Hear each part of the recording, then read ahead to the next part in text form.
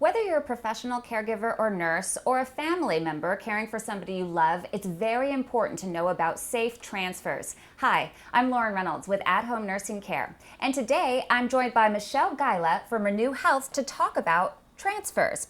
First of all, Michelle, why is it so important to transfer safely? First of all, with safe transfers, you want to make sure that you're keeping your client safe, and also for safety for the caregivers, because if everyone's safe, the caregiver can provide the best care for your client. And if people don't transfer safely, what kinds of injuries do you most often see? Typical injuries that you see that would happen is either a back injury of the caregiver from an improper biomechanics, or at worst, the client falling from that position, slipping out of the bed. So those are the type of things that can be preventable. Okay, perfect. Today we have Kathleen, who is sitting in to be a client, and let's talk about what a very common transfer, which is getting a client out of her bed.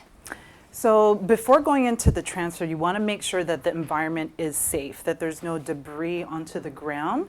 Also knowing how capable your client is. Before getting out of bed, you definitely want to give short, concise instruction so that she can follow. A lot of times clients can be anxious for the fear of falling during a transfer. So keeping things nice and short, and again, positioning of things. So first we'll start off with, good morning, Kathleen, getting first thing out of bed.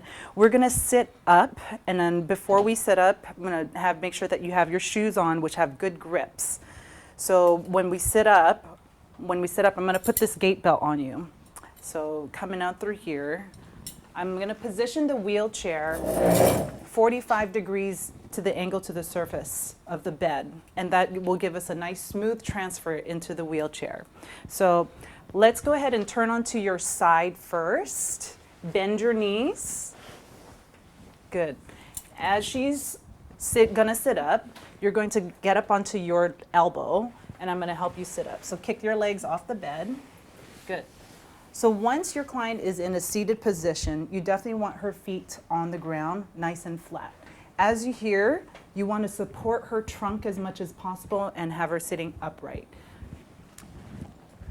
The safety of the gait belt, as long as your setup is good, you're going to have a successful transfer. So that is the main important thing, is to make sure that your client has a gait belt no matter what during a transfer.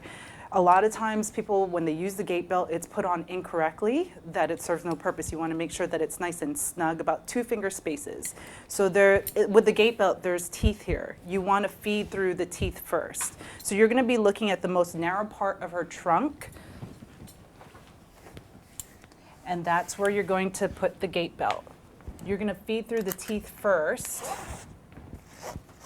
and make sure that it's nice and snug. So you see there's a catch there. So you're just gonna see 2 finger spaces and then complete the belt loop there. A lot of times the gait belt is long. You wanna make sure that you're clear from any debris or getting caught during the transfer. So you would just easily tuck it in.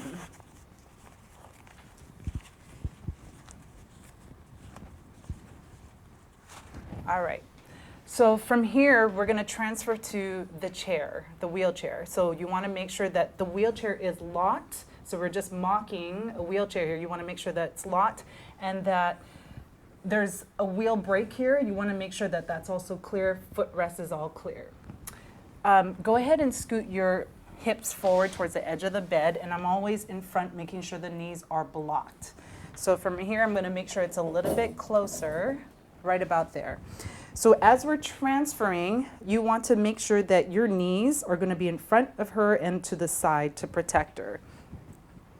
And then with the gait belt, you're going to be holding onto the gait belt. You want to use that momentum of her coming forward, nose over toes. Feet are going to be directly underneath the knees. So as you're into this position, if she can help at all, she can push off the bed. But if your client can't, she can just hold on to my shoulders here, both her shoulders. Want to make sure that you're using a 3 count so she knows when to help. The heels are going to be positioned in the direction of where the wheelchair is. So we're going to turn that way. All right, so on the count of 3, my knees are they're bent. My back is straight, nice and flat.